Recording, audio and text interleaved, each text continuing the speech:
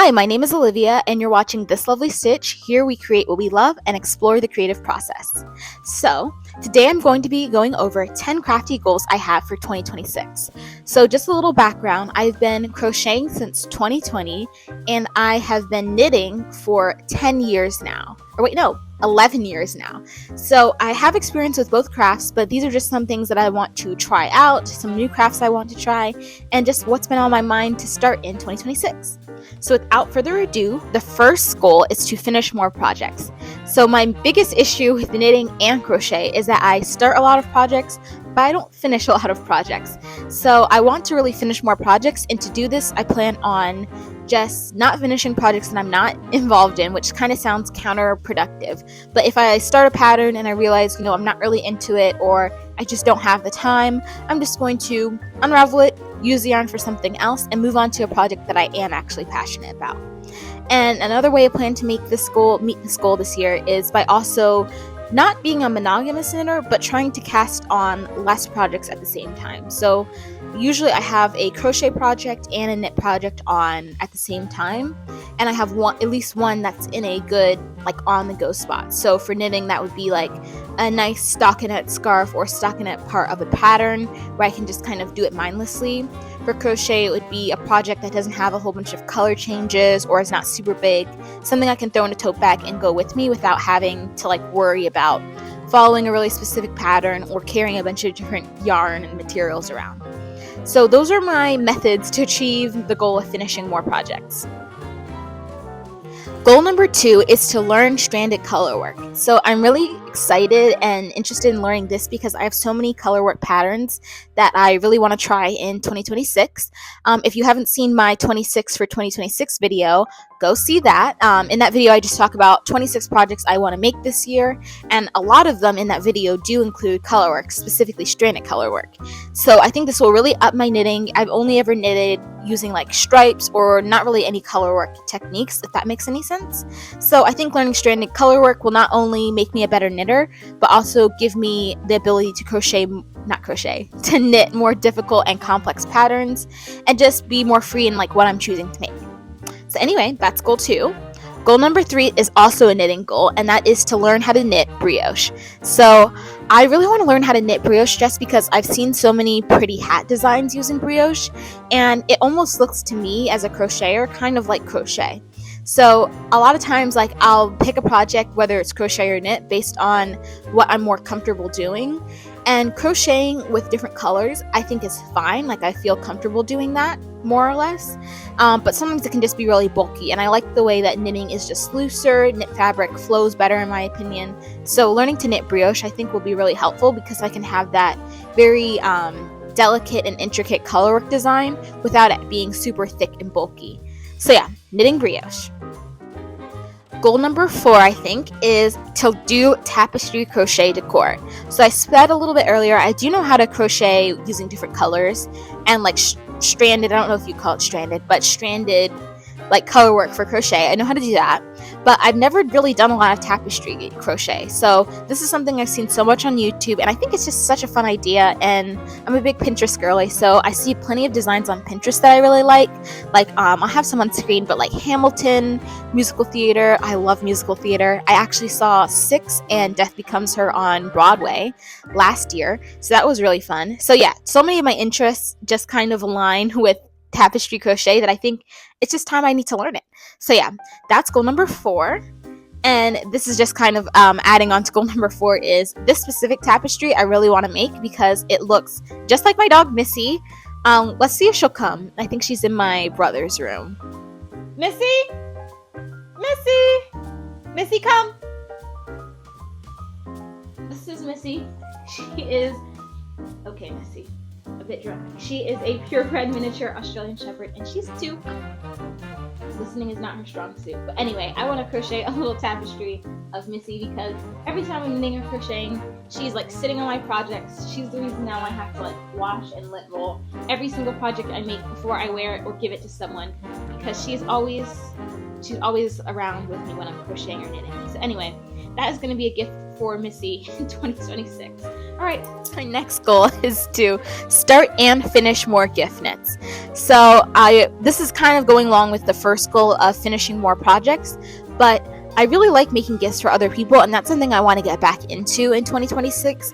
Specifically, the 3 patterns I have listed like on the little slide over here is the Pretty Hat by Tommy Knits. I think this would be a really cool pattern just to make for some of my family members, because everyone in my family wears hats, and my friend, because she's in ROTC, so they have like physical training in the morning, and she goes to school in Delaware, so it's cold. So I think making a hat like this will be great because it's really densely knit. It's 2x2 ribbing, and I can make it with wool and just in like basic black, so she's able to wear it with all of her uniforms, training duties, and whatnot. The other project I have on here are the Sailor Slippers by Annie Sews. This will be really great for my grandma because her feet are always getting cold, her and my grandpa really. And whenever you go over to their house, they have slippers for their guests. And not just like a generic guest slipper, they have slippers for every member of our family. And it's like your designated slippers. So yeah, there's like 14 different pairs of slippers. It's crazy. So yeah, making slippers for her and my grandpa. And then the last project is the Persian tiles blanket, which I want to make for my grandma. She turns 80 this summer and she loves having a blanket. She's very cold-blooded, so I think this will be a good gift for her. And I plan to make it in pink because that's her favorite color. So that's my next goal, finishing more gift knits. And my next goal is to bust my stash and end the year with less than 10 balls of yarn. So I actually already made part 1 of going through my stash. So I went through all the yarns I have here at home in Maryland. And then when I go back to school in the spring for college, I'll show all the yarns I have in my college dorm. But I have way too much yarn. I want to definitely give some away, like to friends and to people who I know who are trying to get into knitting and crochet in the new year. But also just to like use up what I have, because a lot of times I'll like have an idea, I'll buy the yarn for it, then I won't finish the project. So I'm just kind of stuck with this yarn that's like very specific and it's kind of hard to use for other projects. So yeah, I just want to use up the yarn I have.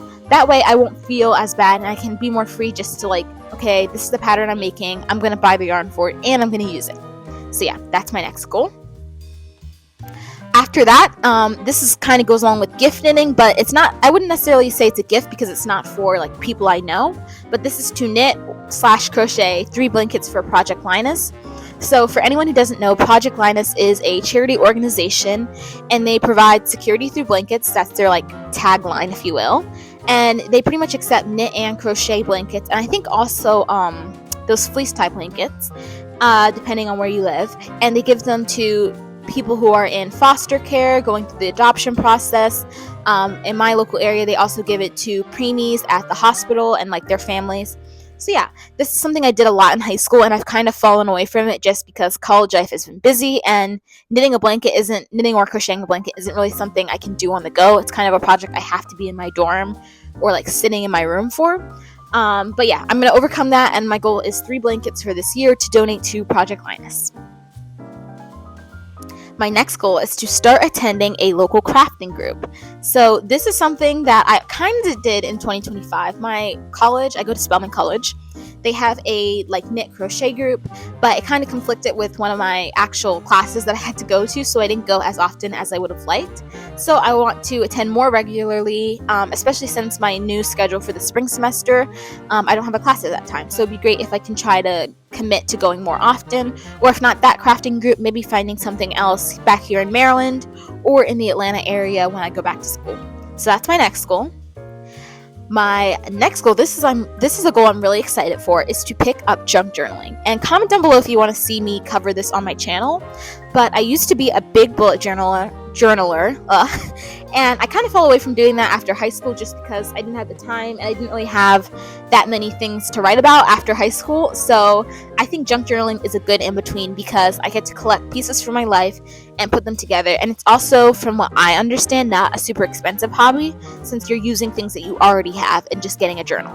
So I have plenty of empty journals that I haven't used yet, so I'm not short for having journals, but I think using the junk journaling will just be a way to create memories and document my life, it kind of in the way that a bullet journal was for me when I was in high school.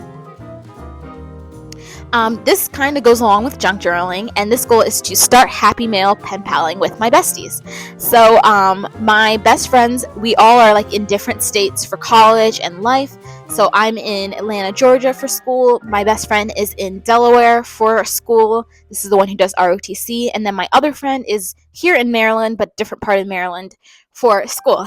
So, I think doing happy mail pen paling with my friends will be just a good way to keep in contact and like kind of see what's going on in their life and be committed to like preserving these friendships, because while I do have friends in Georgia and at school, I don't want to lose like those friendships from high school and just like activities and whatnot, because I still have a life here in Maryland too.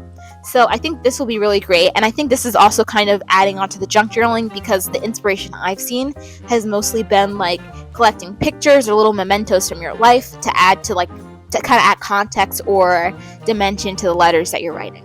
So yeah, happy mail pen paling with my friends is something I'm going to start in 2026. And that is the last goal, actually, so I'm glad we're leaving on a very community happy note.